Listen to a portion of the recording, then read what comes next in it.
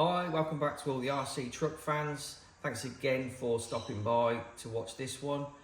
If you haven't already watched the previous video, I did a series on building this awesome Grand Hauler truck, and part of the motorised leg support kit is already on here.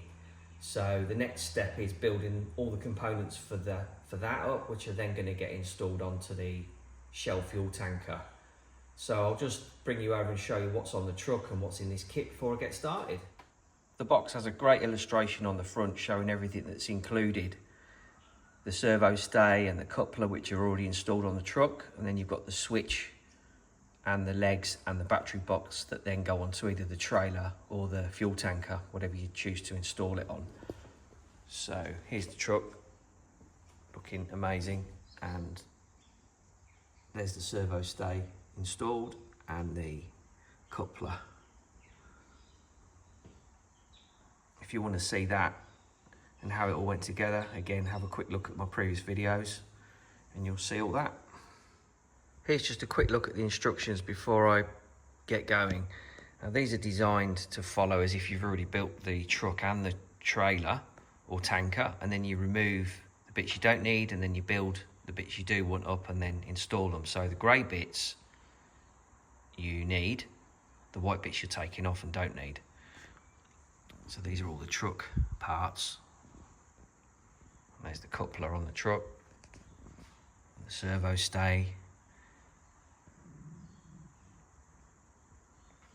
and then we're into the tanker or the semi-trailer.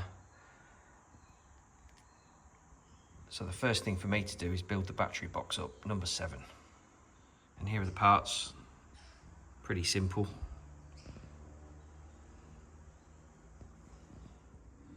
There's the battery case put together. So instead of cutting a piece of double-sided tape to that size and sticking it in there, I actually cut it to match the profile of the shape, which I think looks neater and also gives almost double the amount of surface to adhere to, so it's quite strong.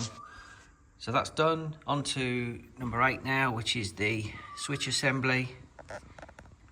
Here's all our bits for that. Apologies for the really annoying bird in the background if you can hear that. Here's the switch assembly before I put the little lid on. The sliding switch needs some grease on before screwing the top on there. There's the supplied grease, and there's the switch. Switch assembly done, and you can just see inside there the spring-loaded micro switches. You might be able to hear them work. Moving on with step 9, it's time to build the gear case, and there are a few steps to follow to get to that point. So I'll probably do a bit at a time and show you how it's going. So there are all the parts laid out.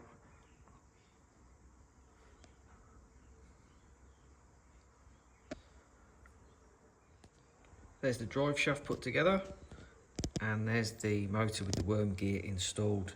It comes with a little jig, so you know how far to push that on. That's that little black piece there.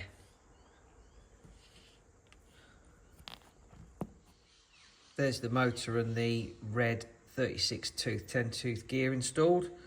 The instructions actually tell you what colour all these gears are, which is very helpful. There's the inside with all the gears installed and greased up just before I put the other half of the gear case on. There's the gear case all finished, and quick demo with the battery.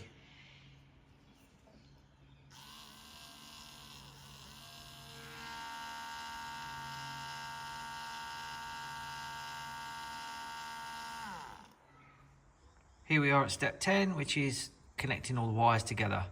And you have to do it by pretty much winding them together and then slipping a bit of rubber tube over it. So you have to cut the tube to 2 lengths of 10mm and then 4 pieces at 3mm, which is a bit fiddly. Anyway, I've done that. Here's all the bits again. To connect these wires, you're supposed to just pass them through the terminal, twist the wires, and then stretch the rubber tube over. I cannot get it to work. I've just managed to get that to stay there, but the minute you sort of bend the wires or move it, they just pop off. it's not really going to work, I don't think. So I've been and got some heat shrink tube. I think that's a neater way of doing it. Done that end as well. Just the last one to do.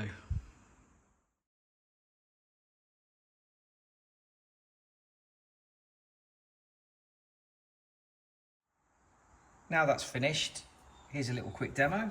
So this is the switch that would be fitted to the trailer. It's just a manual switch that allows you to raise and lower the legs. And then you've got the box that's operated by the servo on the truck to raise and lower the legs.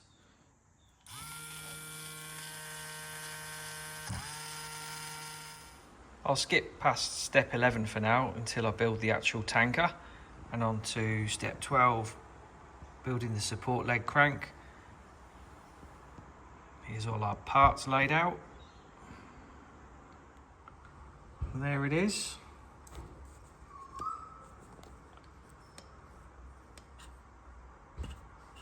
And I'll skip past step 13 now to move on to building the legs. Step 14, legs, and here are the parts. Moving on to step 15, that's putting the support legs together. So I've already done the left hand one, just need to put the other half on. And here's the right hand one, the rack and the pinion. And I'm using ceramic grease because I've run out of the grease that came in the kit. The legs are finished. I've just put the joint cups on and the rubber feet.